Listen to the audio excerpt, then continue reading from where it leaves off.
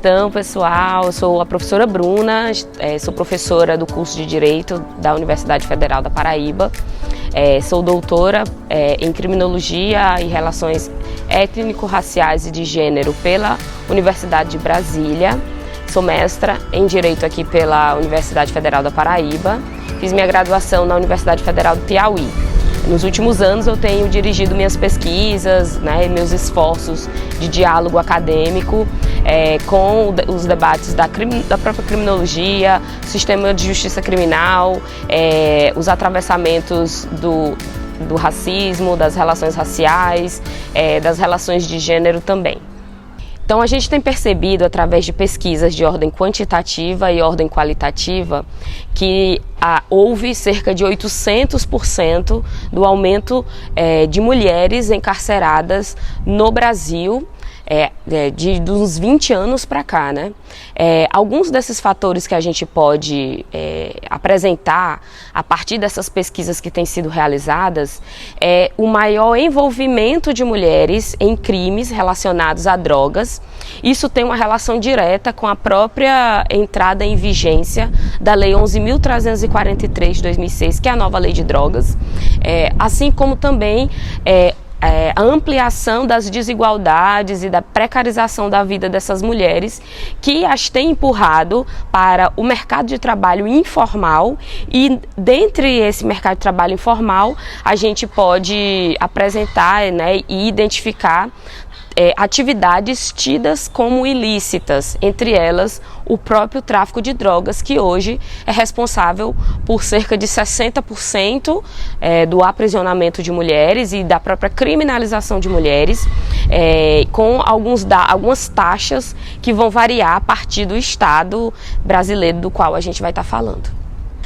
As questões raciais e de gênero, elas se relacionam com a criminalização de mulheres e com o encarceramento feminino, porque elas são questões estruturantes para a gente pensar a sociedade como um todo, para a gente pensar a formação de desigualdades, para a gente pensar o aprofundamento de violências. Portanto, assim como o Estado brasileiro ele é forjado a partir de relações desiguais de raça, de gênero, de classe, de território, as relações e as dinâmicas do sistema de justiça criminal não se diferenciam, não se destacam, não se descolam das dinâmicas que formam o Estado brasileiro de uma maneira geral. Então, se por um lado nós temos mais mulheres negras ocupando as vagas do sistema prisional feminino e mais homens negros ocupando as vagas do sistema prisional masculino, nós também temos mais homens brancos ocupando as vagas de poder dentro do sistema de justiça criminal. Mais homens brancos decidindo a vida dessas mulheres e desses homens, homens brancos, cis, héteros, ocupando esses espaços e, portanto, consolidando dinâmicas desiguais de raça, de gênero, de classe, no momento em que você tem um fortalecimento, uma consolidação, uma manutenção dessas relações que são coloniais, que vêm da própria gênese, da própria origem do Estado brasileiro, do que a gente entende hoje como Brasil, como sociedade brasileira. O racismo no Brasil, ele se constituiu a partir de diversas dinâmicas. Dinâmicas de poder, dinâmicas materiais, dinâmicas culturais, dinâmicas religiosas, diversos tipos de construção dessa dimensão de poder na sociedade, que é o racismo. E o sistema de justiça criminal, ele acaba sendo uma dessas formas, uma dessas tecnologias de consolidação do racismo e de ampliação das desigualdades sociais,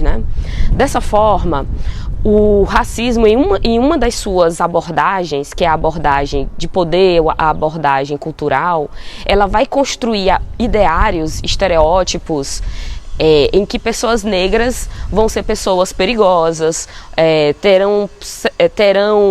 inclinações voltadas para práticas de desvios, para a prática de violação de princípios morais e éticos. Então, essa construção dessa ideia, desse ideário, desse imaginário sobre pessoas negras é um dos componentes do que a gente vai chamar de seletividade penal no sistema de justiça criminal. Mas não apenas isso, não apenas uma construção do imaginário, né? Mas a discriminação racial e o racismo, eles também vão constituir dinâmicas concretas e materiais da própria vida das pessoas, de que tipo de emprego elas serão, em que tipo de emprego elas serão colocadas, que trabalho elas assumirão, que maneiras de subsistência elas terão para se manter e fazer a manutenção de suas famílias. E diante de um sistema que é capitalista e que cria necessariamente pessoas excluídas dos mercados formais de trabalho e que vai criar, inclusive, dinâmicas de obtenção de riqueza e de lucros que não estão dentro desse mercado de trabalho formal, muitas dessas vagas desses mercados clandestinos, desses lugares clandestinos de obtenção de recursos, serão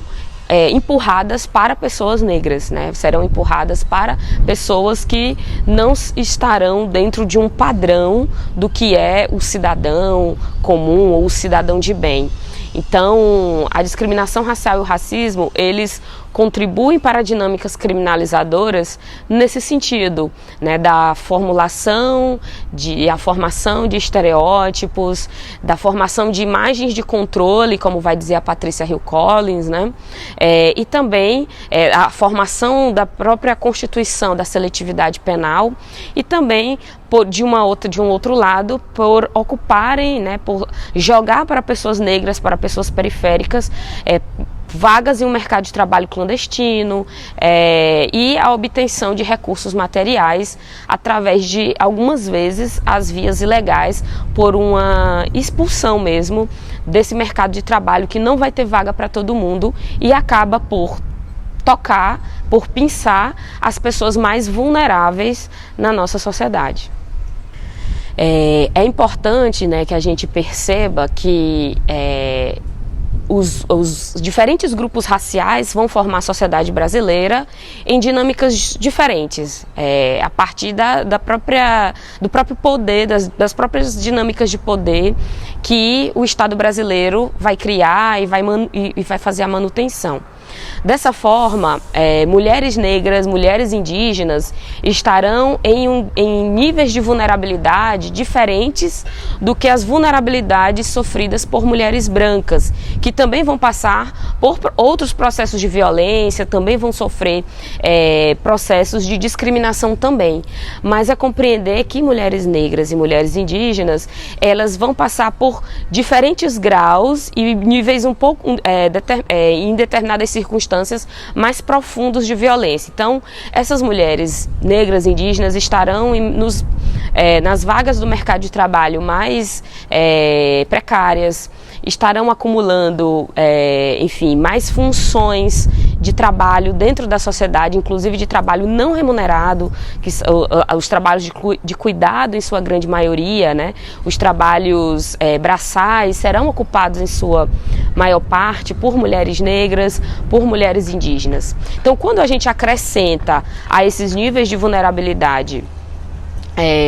a própria passagem dessas mulheres pelo sistema de justiça criminal, como mulheres criminalizadas ou como mulheres dentro de um raio de pessoas que foram diretamente criminalizadas, e quando eu falo isso eu estou me referindo às mulheres que são familiares de pessoas presas, nós teremos graus de vulnerabilidade acrescentados a esses outros que a sociedade inicialmente já destinou a elas. Então, mulheres negras indígenas, ao passarem pelo sistema de justiça criminal, elas terão um grau de exclusão muito ampliado depois que elas vão sair desses espaços. Elas terão suas famílias mais violentadas ainda para o Estado, porque serão famílias negras ou serão famílias indígenas, então, que vão ter um grau de proteção do Estado menor do que famílias brancas possuem, famílias de classe média possuem. Elas terão seus laços comunitários mais fragilizados. Elas terão mais dificuldades em encontrar trabalho formal, trabalhos bem remunerados depois que elas saem desses ambientes. Elas terão, de fato, seus filhos de alguma forma abandonados do que em relação a outros grupos sociais, do que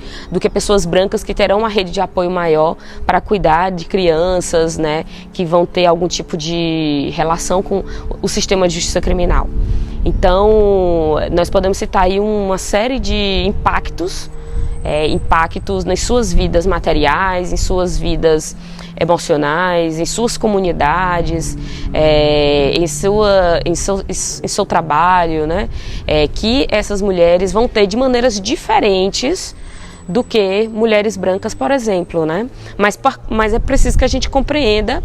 não uma relação de antagonismo, mulheres brancas e mulheres negras e indígenas de um lado, mas situações diferentes que criam dinâmicas diferentes de exploração, de desumanização, de subalternização de mulheres em sua relação com o sistema de justiça criminal. Historicamente, mulheres negras e mulheres indígenas também, dadas as suas diferenças, né, as diferenças de concepção e de como o Estado brasileiro tratou elas, historicamente essas mulheres tiveram tratamentos específicos para a sociedade brasileira. Se por um lado mulheres negras são consideradas como descontroladas, são consideradas raivosas, são consideradas como aquelas as quais não se pode confiar, que podem a qualquer momento atacar, né, alguém, luxuriosa. Então todos esses estereótipos que o feminismo negro tem apontado, os feminismos afro-latino-americanos têm apontado, se reproduzem de uma maneira mais acentuada no sistema de justiça criminal. Então, mulheres em situação de privação de liberdade, quando estão naquele espaço da prisão, elas são compreendidas também como perigosas, assim como homens negros também são compreendidos como perigosos, como ferozes, como pessoas que precisam estar sob controle absoluto, pessoas que podem trair a confiança. Então esses estereótipos, o estereótipo da não recuperação, o estereótipo de que essas mulheres, por exemplo, podem ser submetidas a processos de violência, de tortura mais fortes, porque elas não são mais tolerantes à dor, o que muitas vezes, por exemplo, se traduz nos casos de violência obstétrica, né, que o próprio feminismo negro tem denunciado. Então, esses estereótipos, essas imagens de controle que recaem sobre as mulheres negras na sociedade de uma forma geral, se reproduzem e se ampliam de uma maneira muito mais grave dentro do sistema de justiça criminal. Então, essas mulheres, quando elas saem de dentro do sistema prisional, elas vão encontrar pouquíssimos lugares na sociedade que as vão incluir, que as vão lhe devolver a dignidade, que as vão tratá-las com igualdade, respeito e a possibilidade de elas retomarem suas vidas, retomar as rédeas de suas vidas, né? Então, por isso que é muito importante que se pense em políticas específicas para essas mulheres egressas, né? Mulheres advindas de contextos periféricos, mulheres que em sua grande maioria são mães, mulheres que em sua grande maioria têm também a escolaridade baixa. Então esse é um grande desafio para a gente, né? Como não só superar a vulnerabilidade que a prisão provoca em suas vidas, mas como, acrescentado a isso, pensar como superar essas outras dinâmicas de violência que essas mulheres também têm passado ao longo de suas vidas, incluindo o que era antes da prisão, né?